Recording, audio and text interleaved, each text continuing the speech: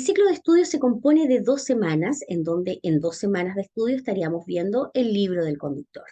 En este caso, nosotros la primera semana, como no tuvimos el día lunes, comenzamos desde el día martes, desde el día ayer, donde hablamos sobre los siniestros de tránsito.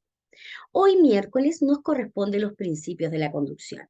Mañana jueves vamos a ver 2 temas, convivencia vial y nos vamos a saltar al tema de usuarios vulnerables. Vamos a ver esos 2 temas, ya que son 2 temas que podemos abordar en una clase. El día viernes nos vamos a centrar en el individuo en el tránsito. ¿Por qué? Porque el viernes, justamente este tema es bastante más extenso y también aborda un contenido que en su examen vale doble puntaje, que es el tema de drogas, alcohol y conducción. Así que nos vamos a centrar muy bien en lo que corresponde a esa sesión. Muy bien. Así que hoy nos corresponden los principios de la conducción, que es el tema de hoy. Les recuerdo a todos el método de estudio que nosotros siempre recomendamos en Práctica Test. Hagan muchos test, muchos test. Ahí está la clave. ¿Cuánto es mucho? Harto. 100, podrían ser 100 test, claro que sí, podrían ser 100 test, pero traten en lo posible de ir aprobando los test. No es lo mismo hacer 100 test y aprobar 5 que hacer 100 test y aprobar 70, ¿ok? Así que también vayan viendo su nivel de aprobación. Lean el libro, vayan leyéndolo de manera pausada, ojalá todos los días leer un capítulo. Siempre es bueno leer el capítulo antes de la clase, ¿ok? Y por supuesto participen de las clases, que es aquí donde se aclara todo aquello que no comprendemos en la lectura. Muy bien, vamos a ver entonces la sesión de hoy. María Volvarán, Vicente, no duden de sus conocimientos, claramente. Gracias, Vicente, por tu consejo. María Volvarán, profesora, quiero agradecerle por todo lo aprendido. Hoy tuve la prueba y pasé el examen. Soy una persona mayor, pero con perseverancia lo logré. Entré a la última clase para agradecer a Práctica Test y darle todo mi apoyo a aquellos que están estudiando. Mira qué lindo, qué lindas palabras, María. De parte, por supuesto, de todo el equipo de Práctica Test, te mando un tremendo abrazo, muchas felicitaciones y, por supuesto, mucho éxito en su camino. Así que te vaya increíble en todo lo que venga para tu vida, María. Así que muchas, muchas gracias por tus palabras. Ahora, si quieres dejar algún consejo para todas las personas, por supuesto que se agradece. Buenas noches, Claudia. Buenas noches, las personas que van llegando. Ay, qué lindas palabras. Por supuesto que hay que felicitar a nuestra, a nuestra compañera acá en Práctica Test. Muy bien. Muchas felicidades, María. Vamos a ver. Como les decía ayer, el tema de los principios de la conducción es uno de los temas más extensos del libro del conductor, ¿ok? Y podríamos decir, es un tema, un capítulo que trae harta información. Así que vamos a poner atención. Yo voy a tratar de explicar lo más claro que se pueda, ¿ok? Para que todo quede muy bien aprendido. Muy bien, comencemos. Nuestra plataforma oficial, practicatest.cl, nos vamos a la sección de temarios. Desde aquí nos vamos a donde dice temario B. Y por supuesto buscamos el tema que corresponde hoy día y es principios de la conducción y ponemos leer temario. Y aquí está el tema que nos corresponde hoy. Vamos a comenzar entonces el estudio de hoy día miércoles. Los principios de la conducción. Vamos a aprender el funcionamiento mecánico del vehículo y los sistemas que lo componen, iniciando por el motor y los frenos, los neumáticos y las luces. También trataremos otros factores presentes en la conducción como la distancia de detención y reacción, además de los elementos de seguridad pasiva y activa. El funcionamiento del automóvil. Vamos a ver la primera parte importante del automóvil, que es el motor. Vamos a ver. Por acá dice María, un consejo, como dice la profesora, hacer muchos test y entrar a todas las clases de práctica test. Muchas gracias a todos y suerte. Linda María, muchas gracias. El motor. El motor es el elemento más importante, es decir, es el corazón del automóvil. Si asemejamos el motor a una parte del ser humano, podría ser como el corazón del ser humano. Si el corazón no funciona, ningún órgano funciona. Esto es algo similar. Normalmente se ubica en la parte delantera de este, aunque en algunos casos está situado en la parte de atrás, actualmente en automóviles de alta gama. Combustible. Los vehículos particulares funcionan mayoritariamente con gasolina o benzina.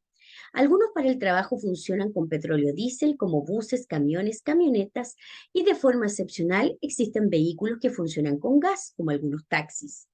Además, en Chile se ha impulsado la política nacional de electromovilidad, centrada principalmente en el transporte público y flotas comerciales. El funcionamiento del motor se mide por la cantidad de giros del motor en un minuto. Técnicamente se indica con la sigla RPM, que significa revoluciones por minuto, las cuales son indicadas por el tacómetro consistente en un reloj digital o análogo situado en los tableros de los vehículos.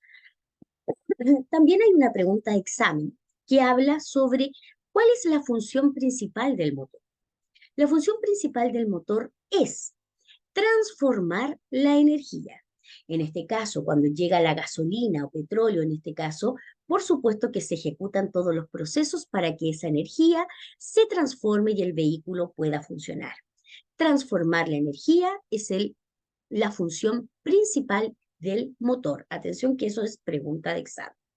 Y aquí tenemos un video explicativo. En nuestra página ustedes van a encontrar muchos videos que explican los funcionamientos de las partes del vehículo. No alcanzamos a verlos en clase porque si no se nos va a acabar la clase, ¿ok?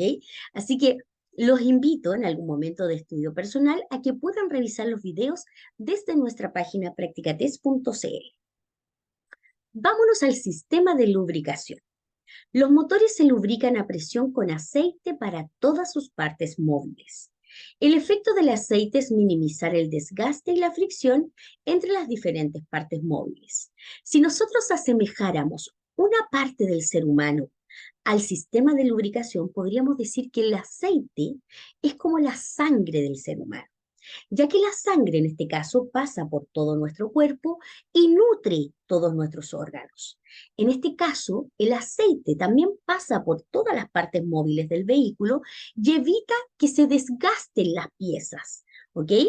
En el caso del ser humano, si la sangre se encuentra en mal estado, está enferma, podríamos decir, por supuesto que también se enferman los órganos del cuerpo.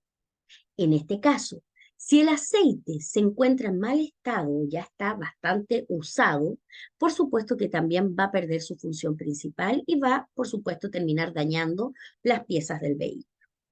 Cuando el nivel de aceite está bajo, puede encenderse la luz de presión del aceite del tablero, lo que significa que el motor no está siendo correctamente lubricado.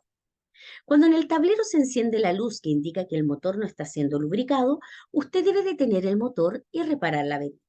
Si no lo hace, el costo de la reparación posterior puede ser muy alto. Es muy importante que usted siempre verifique el nivel de aceite de la varilla que se encuentra en el motor. Usted saca la varilla y en la punta de la varilla aparece una medida. Por supuesto que el aceite debería estar a esa medida y debería tener un color café bastante claro. Si ya el aceite está negro, es porque ya está en mal estado. Cambie periódicamente el aceite y el filtro que corresponda. Use aceites recomendados por el fabricante. Y aquí tenemos, por supuesto, otro video explicativo. Llegamos ahora al sistema eléctrico del vehículo. Los principales elementos y funcionamientos del sistema eléctrico son principalmente el alternador. El alternador es como el cerebro del vehículo. Podríamos decir que es como el cerebro de la persona. En la persona, en el cerebro, se producen todas las conexiones neuronales para que nosotros podamos funcionar, ¿verdad? En este caso, en el alternador, también se producen las conexiones eléctricas para que el vehículo pueda funcionar. Acuérdense de esas palabras, ya que todas estas palabras, alternador, por ejemplo, aparecen en el examen. Entonces, el alternador es el encargado de producir la energía eléctrica. Entra en movimiento a través de la correa del motor. La energía producida, ¿dónde se almacena? Se almacena en la batería del auto. Si la correa está poco tensa, el efecto del alternador se minimiza. En el tablero, una luz se enciende cuando la batería tiene poca carga. Y aquí tenemos, por supuesto, una imagen. Muy bien, vámonos ahora al sistema ahí tenemos, por supuesto, un video explicativo. Vámonos ahora al sistema de combustible. El sistema de combustible se compone de tres partes. Atención que esto es pregunta de examen. ¿Cuáles son las tres partes? El estanque de combustible, los conductos y una bomba. ¿Qué pasa cuando el combustible llega al motor?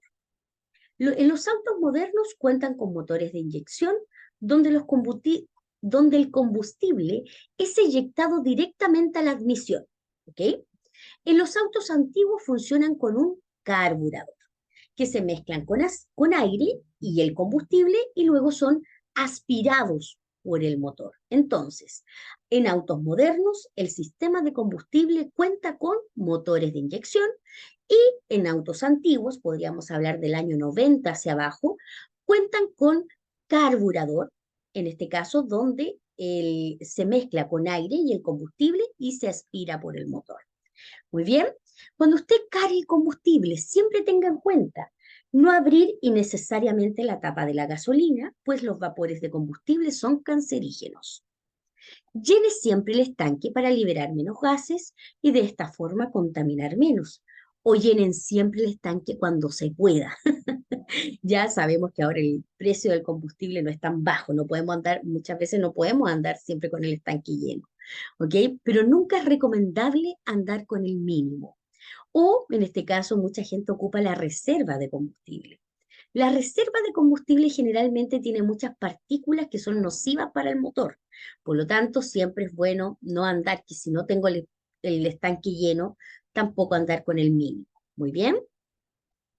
Use el octanaje recomendado por el fabricante del vehículo, que puede ser 93, 95 o 97 octanos. Se dice que a mayor octanaje, en este caso la gasolina, es más pura.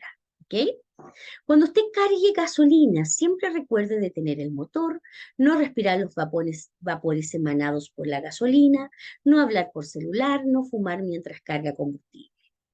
Las reiteradas frenadas y aceleraciones al conducir generan un mayor gasto de combustible. Acelerar y frenar o estar, por ejemplo, en un taco donde tienes que acelerar y frenar constantemente, es el momento donde más combustible gastamos. ¿Ok? Atención con aquello. Vámonos al sistema de refrigeración. El objetivo de este sistema de refrigeración, como dice la palabra, es enfriar el motor para mantener una temperatura adecuada, estable. En este caso, el sistema de refrigeración, acuérdese, la palabra refrigeración es igual o parecida a refrigerador. En este caso, lo que hace es enfriar el motor. Ahí está la función principal, pregunta de examen. Para enfriar el motor siempre se usa un líquido refrigerante, que es agua destilada con anticongelante, la cual circula por los canales del bloque del motor y pasa desde ahí al radiador, donde está el ventilador en este caso y donde se enfría, por supuesto, el motor. Cuando el motor marca una alta temperatura, puede estar obstruido el sistema de refrigeración, puede haber poco líquido en la correa de bomba de agua, puede estar mal tensada o también puede estar rota.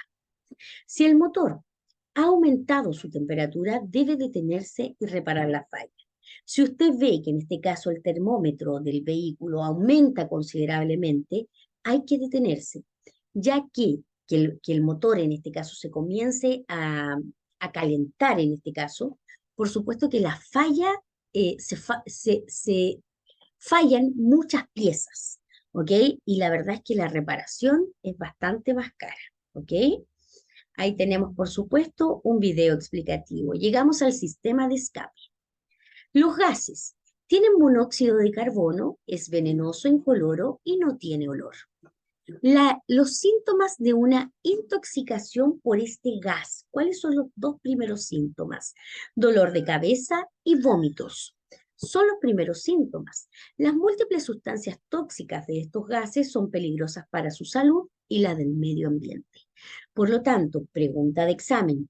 Te van a poner muchos síntomas. Pueden poner convulsiones, desmayos, etc. Pero los dos primeros síntomas por intoxicación siempre van a ser dolor de cabeza y vómitos. Ahí tenemos, por supuesto, un video explicativo. Llegamos al pedal del embrague. Vamos a ver. Aquí vamos a explicar la función del embrague. La función del embrague, en este caso, es conectar y desconectar los discos del sistema de embrague para poder pasar la marcha adecuada. ¿Ok? Esa es la función principal. Entonces, cuando yo piso el pedal del embrague, estoy realizando una acción que se llama desembragar. Al desembragar, se separan los discos del sistema de embrague y en ese momento yo puedo pasar los cambios y por supuesto ajustar la marcha que yo quiero o requiero para ese momento. Cuando suelto el pedal del embrague, estoy embragando o embragar en este caso. ¿Qué sucede ahí? Se acopla todo el sistema con la marcha engranada, ya pasada, ¿ok? Y la fuerza pasa directo del motor hacia las ruedas a través de la caja de cambios, ¿ok? Atención con esas palabras. Desembragar es pisar el pedal y embragar es soltar el pedal, ¿ok? Muchas veces hay personas que lo dicen al revés, ¿ok? La caja de cambios. La caja de cambios tiene por función multiplicar la fuerza del motor, claramente, ¿verdad? Puede tener hasta 6 marchas. Cada marcha corresponde a un rango de velocidad. Manejar a la velocidad adecuada a la marcha contamina menos y ahorra combustible.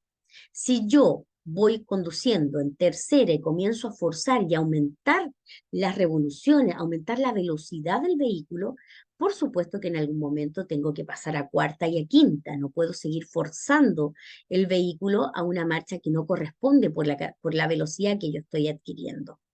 Los vehículos con cajas de cambios automáticas obviamente no tienen embrague. ¿Muy bien? Perfecto. Ahí tenemos, por supuesto, un video explicativo. Llegamos a la suspensión y amortiguación. Estos se encargan con el contacto de los neumáticos con la calzada para proporcionar estabilidad y confort al conducir. Permiten minimizar el impacto de las irregularidades de la superficie de las calles. Gran parte de la seguridad activa se apoya en estos dos sistemas. A ver, aquí aparece por primera vez la palabra seguridad activa. Y también existe otra palabra que se llama seguridad pasiva. ¿Cuál es la diferencia? La diferencia en este caso que dice, la seguridad activa, ponga atención que voy a explicar la diferencia de estos dos conceptos. La seguridad activa son todos aquellos mecanismos del vehículo que me permiten conducir de una manera segura. Por ejemplo, los frenos, los neumáticos, los amortiguadores, todo aquello que me permite mantener la seguridad de la conducción mientras estoy ejecutando la conducción. ¿Ok? En cambio, los elementos de seguridad pasiva son todos aquellos elementos que actúan en caso de emergencia. Por ejemplo, el cinturón de seguridad, el apoyacabezas, el airbag, ¿ok? Esos son elementos de seguridad pasiva que solamente actúan en casos específicos. Peligros y consecuencias de los amortiguadores en malas condiciones. Y aquí aparece la palabra amortiguador.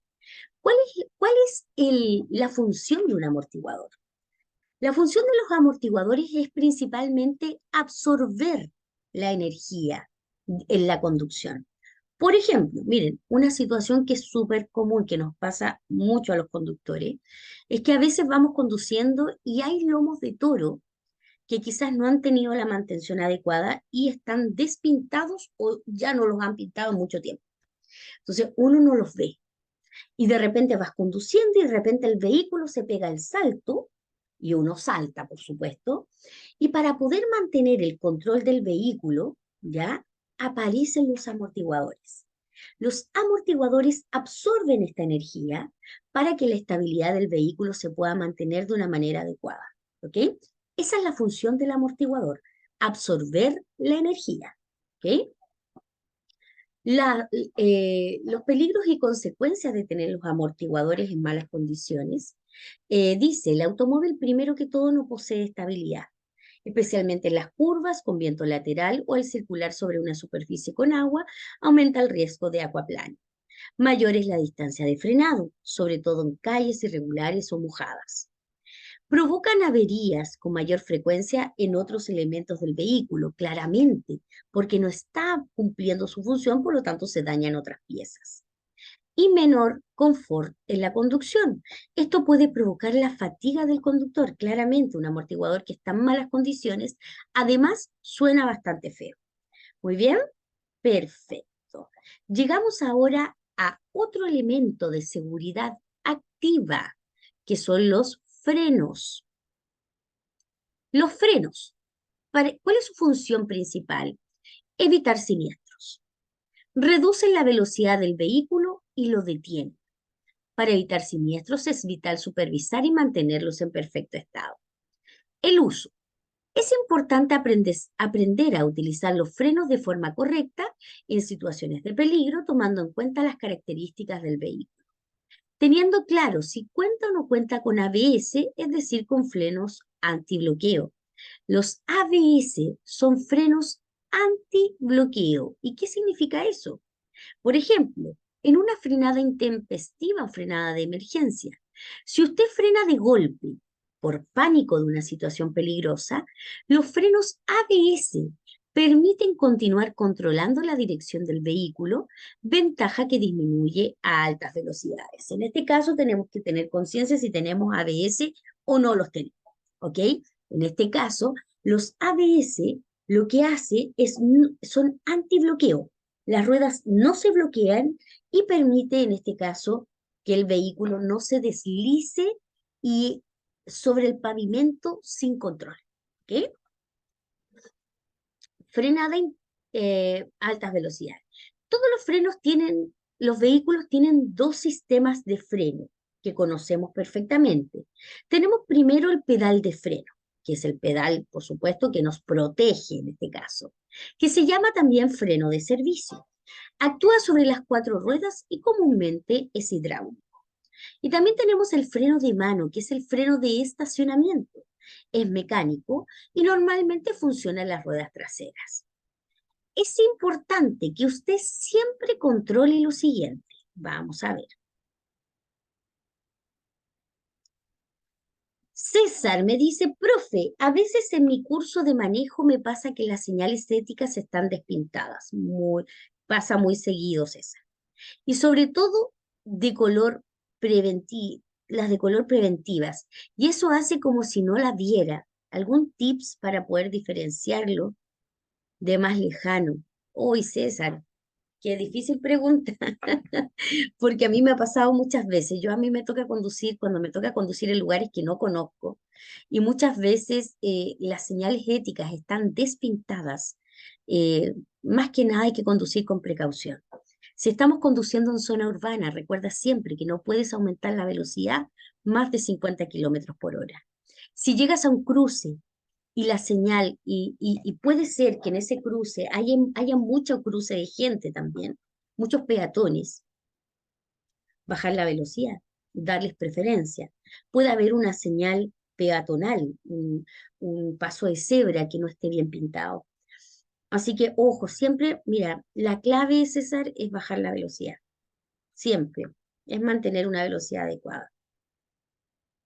¿Cómo saber si un vehículo tiene ABS? Bueno, cuando usted se compra el vehículo, a usted le dicen si el vehículo trae ABS o no, ¿ok? Usted debería saberlo. O en este caso te lo puede decir también un especialista, un mecánico, ¿ya? Y generalmente lo traen inscrito en alguna parte del manual que los frenos cuentan con ABS. ¿A qué se le denomina servofreno? Me dice César. Mira, el servofreno, César, es un mecanismo de los frenos que permiten que al pisar el freno, este freno sea elástico, ¿ok? Que no te cueste frenar. Si el servofreno no funciona, el freno estaría rígido y duro y no podría frenar, ¿ok? El servofreno es eso, es mantener el freno de una manera mucho más hidráulica, ¿ok? Y que, por supuesto, al pisarlo, sea elástico, ¿ok? A eso se le denomina servofreno. Es para facilita el accionar del freno. A eso se refiere. Es importante que usted siempre controle lo siguiente. Primero, el nivel de líquido de freno, continuamente en la base de las indicaciones del fabricante. Este líquido no se consume si baja su nivel es por un desperfecto mecánico.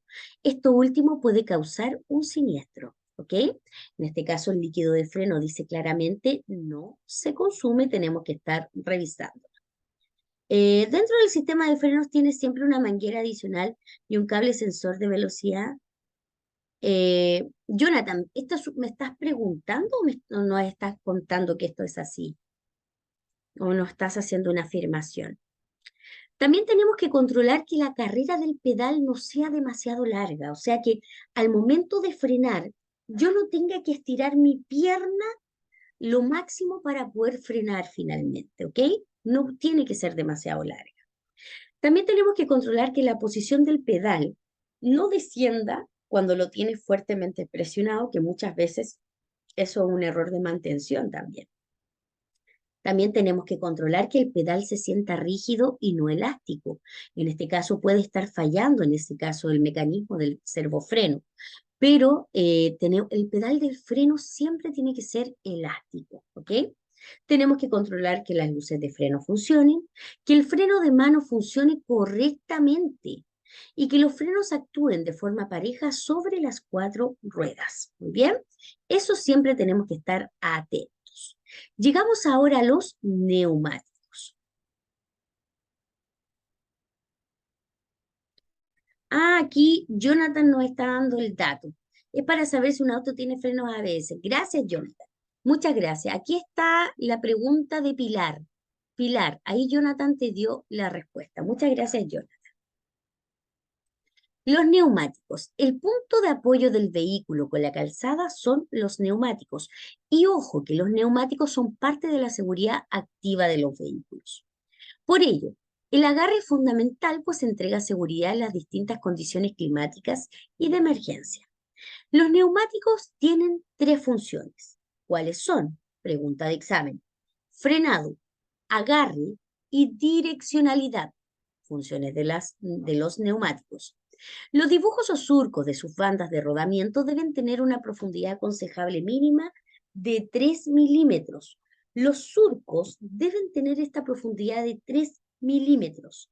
Es más, a eso se le llama neumático seguro. Hay una pregunta de examen que dice, ¿cuál es la profundidad de los surcos de un neumático seguro? Y siempre va a ser 3 milímetros. Cuando la profundidad de tales dibujos es muy baja, 1,6 por ejemplo, baja la fricción con el pavimento mojado, aumentando el riesgo que se pierda el contacto con el pavimento por causa de la capa de agua que se forma delante de los neumáticos. Revise habitualmente los neumáticos y compruebe sus detectores de desgaste de la profundidad de los surcos no le indiquen que está inferior a 1,6. De los distintos elementos que debe revisar el conductor, los neumáticos siempre deben ser los primeros. Muy bien, perfecto. Y aquí tenemos, por supuesto, un video explicativo que habla sobre este tema. Llegamos ahora a las luces. Las luces exteriores de los vehículos tienen doble propósito. Atención, pregunta de examen. Seguimos. Lograr conducir en la oscuridad o cuando la visibilidad sea reducida y ser visto por los otros automovilistas. Muy bien, repito, pregunta de examen. El propósito o la función de las luces exteriores tienen doble propósito. Lograr conducir en la oscuridad o cuando la visibilidad sea reducida y también ser visto por los otros conductores para advertirles de diversas situaciones y maniobras. Los vehículos motorizados de 4 ruedas cuentan generalmente con las siguientes luces exteriores y las vamos a ver acá. Estas son las luces que por normativa legal deberían tener todos los vehículos. Primero, 2 focos que proyectan luces altas y bajas que son de color blanco o amarillo. 2 luces intermitentes que son de color naranjo. 2 luces de estacionamiento que también son de color naranjo. Tenemos también 2 luces neblineros que son opcionales de color blanco. En la parte trasera tenemos 3 luces de freno que son de color rojo, 2 luces intermitentes que son de color naranjo, 2 luces de retroceso que son de color blanco, una luz placa patente que es de color blanco y 2 luces rojas fijas que son de color rojo. Muy bien, perfecto. Ahí tenemos, por supuesto, un video explicativo y llegamos ahora a los espejos. Muy bien, vamos a ver. ¿Cuál es la función de los espejos? Permiten al conductor ver el tráfico que circula detrás de él, a la derecha y a la izquierda del vehículo. La mayoría de los espejos laterales son convexos, ¿ok? Por lo que las imágenes se visualizan más lejanas de lo que están en realidad. Los puntos ciegos o ángulos muertos corresponden al espacio de la conducción no visible para el conductor en los espejos. ¿Qué quiere decir esto? Hay una zona en los espejos que nosotros no vemos, los conductores no vemos. Se los explico mediante un ejemplo. Cuando usted va conduciendo por carretera, a mí me ha pasado un par de veces, y créame que en este caso tenemos que realizar otra acción para que no suceda. Tú vas conduciendo, vas a ejecutar la maniobra de cambiarte de pista, señalizas, miras por los espejos que no venga nada ni nadie y no viene nadie. Y al momento de ejecutar la maniobra, justamente un vehículo te toca la bocina porque venía al lado tuyo y tú nunca lo viste. ¿Y por qué no lo viste? Porque hay un punto en los espejos que uno no ve al otro vehículo. Y a eso se le llama punto ciego. Por lo tanto, cuando yo voy a ejecutar una maniobra de esas características o algo similar, además de mirar por los espejos, además de señalizar, debo girar la cabeza un momento y volver. Así, menos de un segundo. Asegurarme que en el camino no me voy a encontrar con otro vehículo, ¿ok? Porque el punto ciego a veces es bastante traicionero, ¿ok? Y ahí tenemos, por supuesto, un video explicativo. Muy bien. Nos cambiamos de tema ahora y nos vamos a la energía y las leyes físicas. La energía del movimiento también se le llama fuerza de inercia. La fuerza de inercia provoca que un vehículo, acercándose a una curva, mantenga una trayectoria en línea recta. A través del volante, usted puede controlar la dirección. Sin embargo, a altas velocidades esto se complica y podría perder la fricción saliéndose de la vía. Siempre recuerde al conducir lo siguiente: verificar con anticipación el estado del cambio. Estar atento a cualquier sorpresa mientras conduce, por lo tanto siempre a la velocidad adecuada. Hojas caídas, derrames de combustible, pérdidas de aceite, provocan que el pavimento sea más resbaladizo. Siempre baje la velocidad con anticipación antes de una curva y acelere suave a la salida de la curva, ¿ok? La fuerza centrífuga en una curva tiende a sacar el automóvil de la vía dependiendo de la velocidad y de lo cerrada que sea la curva. Muy bien, la fuerza centrífuga en este caso, a ver, esto es igual cuando uno era pequeño y no sé si alguna vez se lanzaron en una pendiente en bicicleta. Y cuando uno comenzaba a bajar en bicicleta, tomaba mucha velocidad. Y cuando quería frenar o virar, uno ejecutaba la maniobra y ¡chum! Uno salía disparado y la misma fuerza de la velocidad te sacaba del camino o te caías. A eso se le llama fuerza centrífuga. Y la fuerza centrífuga depende de dos factores, que esto es pregunta de examen. ¿De qué depende? Depende de la velocidad con la cual vaya el vehículo y qué tan cerrada sea la curva que va a enfrentar.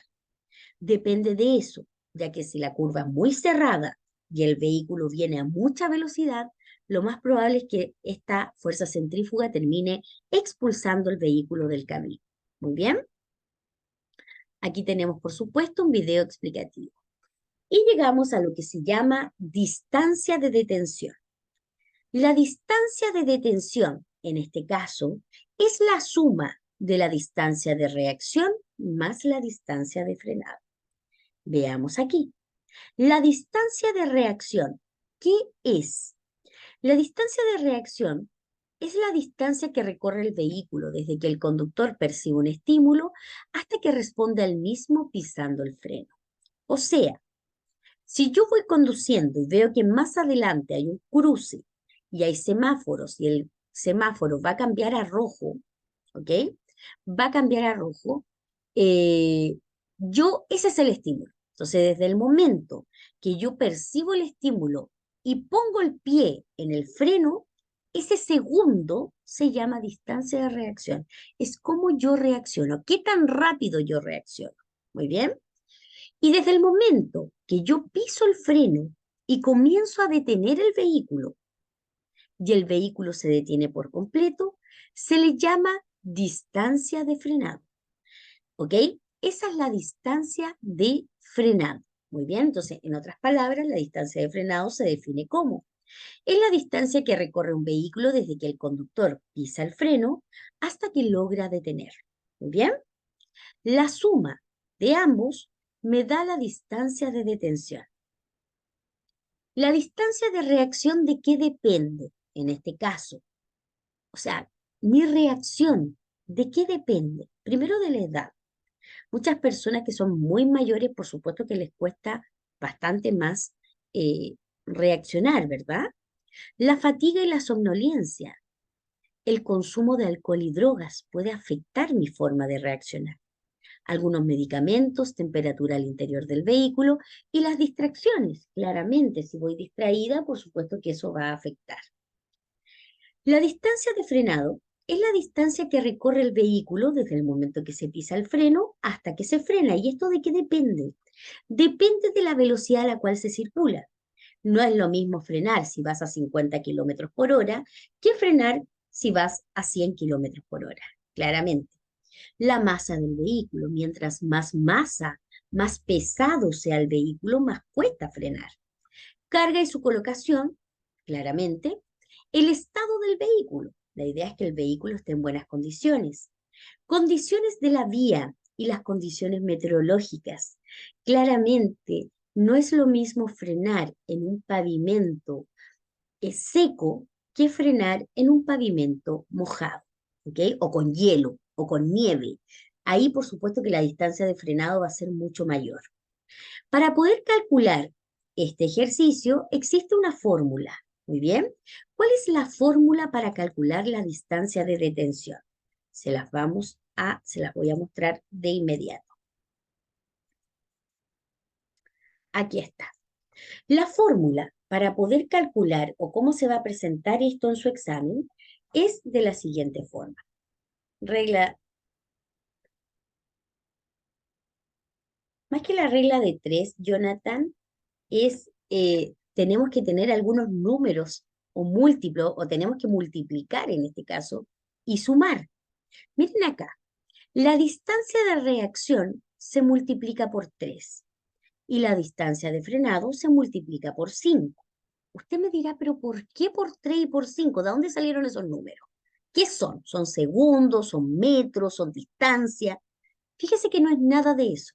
Es solamente una fórmula.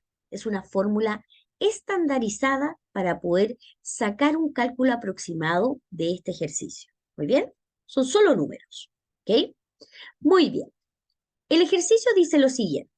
Si un vehículo viaja a 60 kilómetros por hora, ¿cuál es su distancia de detención? Yo tomo el 60, pero como es un número entero, le voy a sacar el 0 y voy a trabajar solamente con el 6. Usted me dirá, pero ¿por qué le saca el 0? Bueno, porque la fórmula es así. Así es la fórmula. Entonces, usted toma el 6 y lo multiplica por 3. Primero, vamos a sacar la distancia de reacción. Tomo el 6 y lo multiplico por 3. 6 por 3 me da 18. Nuevamente, tomo el 60, le saco el 0, lo multiplico por 5 para sacar la distancia de frenado y me da 6 por 5, 30. Ok, ahora saquemos la distancia de detención. Sumemos ambos resultados. 18 más 30 me da 48 metros aproximadamente. Ahora, ¿por qué aproximadamente? Porque este ejercicio es un ejercicio aproximado, no es exacto. Lo que quiere decir que si me dio 48 y las tres alternativas que yo tengo en el examen son las siguientes: letra A, 50, B, 60, C, 110, pero ninguna tenía 48, pues, ¿qué tengo que hacer? En ese caso, tengo que seleccionar la alternativa que más se acerque al cálculo que yo saqué. Y tengo que seleccionar de las tres alternativas, que era 50, 60 y 110, tendría que seleccionar el número 50.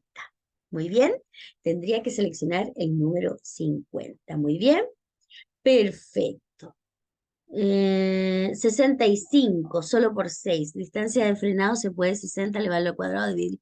Cogen, claro que sí, cogen, pero un poco más complejo para las personas. ¿Ok? Si es 65, nosotros siempre recomendamos aproximarlo. Si a usted, mira, generalmente en el examen te van a poner números enteros, ¿ya? Pero si te sale un número que no es entero, si te sale 65, podrías aproximarlo a 70 o podrías aproximarlo a 60, ¿ok? Para hacer el cálculo mucho más rápido. Muy bien, eso es lo que nosotros recomendamos, por lo menos en esta fórmula. Claramente, la fórmula real para sacar el cálculo exacto es una fórmula que es bastante más compleja, ¿ya? Y esa fórmula compleja muchas personas no las podemos dominar, de las cuales me incluyo, ¿ok? No soy muy seca para las matemáticas, pero en este caso, por supuesto, una fórmula de esto podríamos, por supuesto, dominarla en un examen. Muy bien, vamos entonces, continuemos.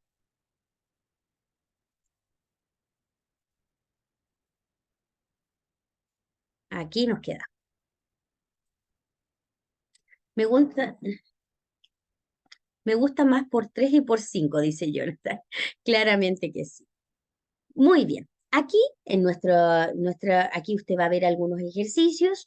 Justamente aquí donde está el profesor Jaime, también hay un video de apoyo que lo pueden revisar. Acá tenemos otro video de apoyo también para que lo puedan revisar. Muy bien.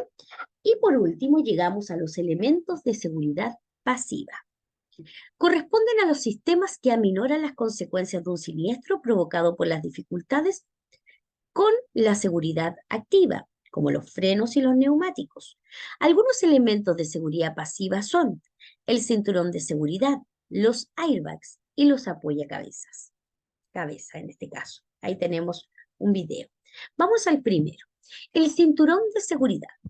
Toda persona que esté al interior del vehículo debe llevar su cinturón de seguridad de forma individual. Los cinturones son obligatorios en los asientos traseros desde el año 2002 en adelante. Un choque a 50 kilómetros por hora es como tirarse sin seguridad desde un piso 4. Un choque a 70 kilómetros por hora es como tirarse sin seguridad desde un piso 7. Utilice cinturón de seguridad. Este disminuye las muertes en siniestros de tránsito, además proporciona mejor control y contribuyen a reducir el cansancio. El pasajero que se ve impulsado hacia adelante desde el asiento trasero no solo se lesiona a sí mismo, sino que también puede lesionar al conductor, haya quien viaje en el asiento delantero. Recuerde utilizar el cinturón de forma correcta, ya que de esta forma cumplirá su función al 100%. El uso correcto de cinturón de seguridad. ¿Cómo se utiliza? Desde la banda torácica cruza desde el punto superior del hombro hasta la cadera. Banda abdominal entre los puntos inferiores de fijación. Y una vez abrochado, debemos estirarlo ligeramente hacia arriba para que quede bien ceñido a su cuerpo. Importante, cuando sufre un siniestro debe cambiar los cinturones de seguridad. Muy bien, en este caso, claramente porque ya cumplieron su función. Hay que cambiarlos. Ahí tenemos un video explicativo. El airbag. El airbag es una bolsa de aire que se activa automáticamente ante un impacto fuerte y tarda milisegundos en inflarse y desinflarse. Reduce los riesgos que producen daños cervicales. Ingresos de vidrios a los ojos, evita los golpes contra el volante y tableros. No son eficaces si no se usan con el cinturón de seguridad. Atención con aquello, pregunta de examen. El airbag solamente va a cumplir su función si además va con el cinturón de seguridad. Al producirse un siniestro, la bolsa se activa a una velocidad de 300 kilómetros por hora. Si no lleva cinturón de seguridad, el airbag se activa y puede provocar daños muy graves. El airbag disminuye la probabilidad de muerte. Se ha considerado que el uso de airbag frontal en conjunto con cinturón de seguridad puede llegar a bajar en un 20% la probabilidad de sufrir lesiones mortales. Después de un siniestro, se deberá reemplazar el sistema de airbag aunque éste no se haya abierto. Para evitar riesgos y obtener los máximos beneficios de este sistema, usted siempre recuerde: nunca instale una silla de seguridad infantil en el asiento delantero si existe airbag de copiloto. Al encender la luz de airbag en el tablero de forma permanente, revisa el sistema con un técnico. Recuerde que hay diferentes tipos de airbag: frontales, cortina, de cabeza e inteligentes. Recuerde informarse sobre los airbags cuando conduzca un vehículo. Y por último llegamos a los apoyacabezas. Su función es evitar los daños cervicales cuando se es impactado por atrás. La regulación. La posición debe ser regulada a cada conductor o pasajero. Se deben regular tanto los apoyacabezas delanteros como los traseros. Los apoyacabezas deben estar bien regulados de manera de aumentar su contribución a la seguridad de cada persona en caso de impacto posterior. ¿Cuál es la posición menos efectiva? Es importante que no se utilicen en la parte más baja, pues es la menos efectiva. La altura del apoyacabezas. El apoyacabezas debe quedar situado en la parte superior de la cabeza y a la altura de los ojos. Y la distancia respecto de la cabeza debe ser la más baja posible y nunca mayor a 4 centímetros. Pregunta de examen. Muy bien. Perfecto, queridos estudiantes. Hemos llegado ya al final de este capítulo que tiene mucha información. Así que es un capítulo que merece más repaso, más lectura. Traten de ver los videos. Por supuesto que es un capítulo que tiene harta información.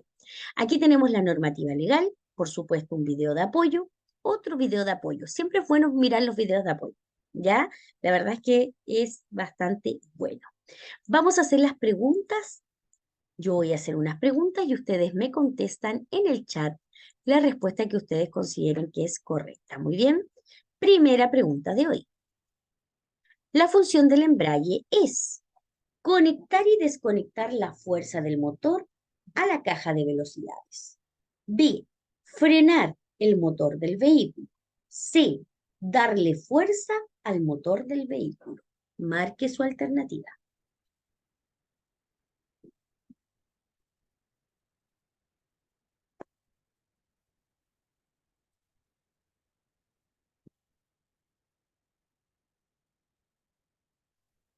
Muy bien.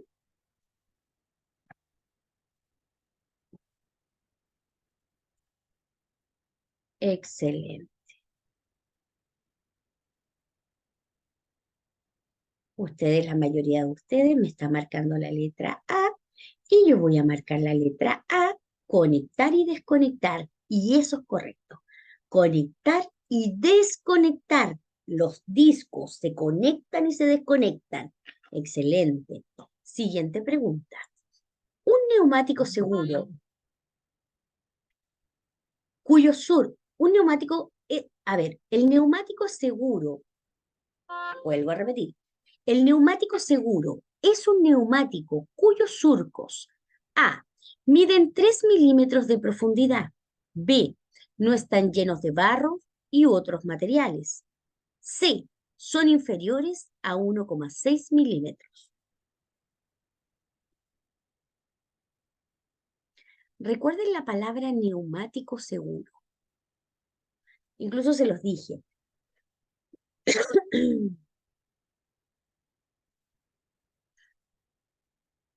Perfecto. Muy bien, excelente respuesta. El neumático seguro siempre va a ser aquel donde los surcos miden 3 milímetros de profundidad. Excelente. Siguiente pregunta. Oh, aquí está el ejercicio. A ver, aquí los espero. Usted conduce un vehículo con frenos y neumáticos en buenas condiciones. La superficie de la calzada está seca. ¿Cuál es la distancia aproximada de detención total? Distancia de reacción más distancia de frenado si usted va a 70 kilómetros por hora. Haga el cálculo. Yo lo espero.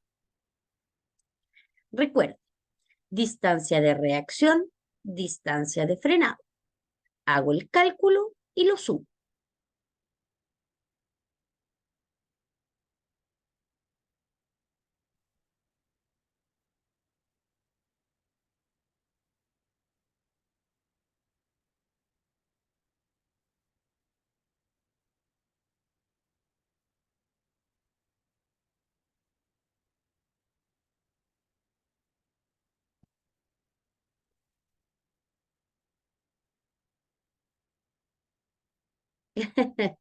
Excelente, Jonathan.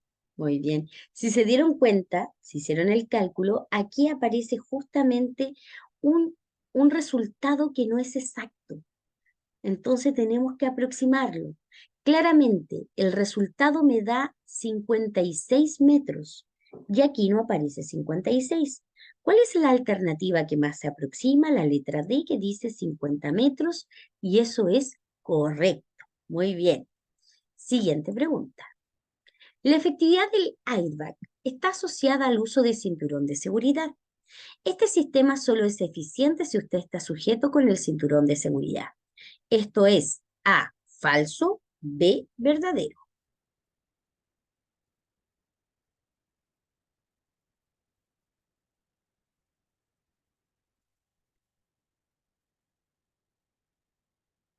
Excelente.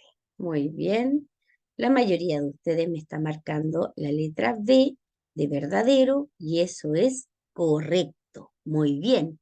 Última pregunta de hoy. La primera señal de intoxicación con el óxido de carbono es A, vómito y dolor de cabeza. B, mareos y vómito. C, fuerte dolor de cabeza.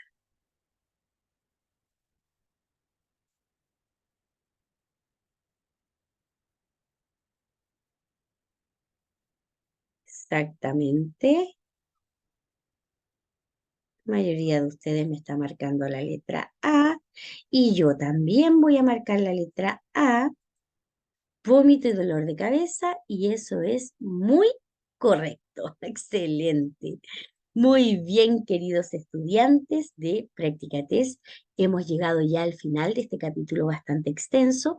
Quiero recordarles que mañana, a ver si les dejo una tareita, mañana nos toca el tema de convivencia vial. Convivencia vial es un tema que no es difícil y es bastante cortito, ¿ya? Así que si lo pueden leer durante el día, muy bien. De ahí nos saltaríamos, lógicamente tendríamos que ir al individuo en el tránsito, pero este del individuo en el tránsito lo vamos a dejar para el viernes, por eso, porque es un capítulo bastante más extenso que merece un poco más de profundidad. Y mañana vamos a hablar sobre usuarios vulnerables. Sistema de retención infantil. Mañana nos toca, así que mañana vemos convivencia vial y usuarios vulnerables. Esos son los temas que nos corresponden mañana, capítulo doble. ¿Ok? Muy bien, queridos estudiantes, ha sido un placer poder estudiar eh, Amar o Miss para calcular la frenada, distancia de reacción por 3, distancia de frenado por 5, Amar. ¿Ok? Muy bien, que estén súper, súper bien, que mañana tengan un excelente día y nos volvemos a encontrar mañana a las 9 de la noche. ¿Ok? Cuídense mucho, que tengan lindo día mañana. Mañana ya es jueves, tenemos semana cortita, parece. Chao, chao, hasta mañana. Que estén muy bien, descansen.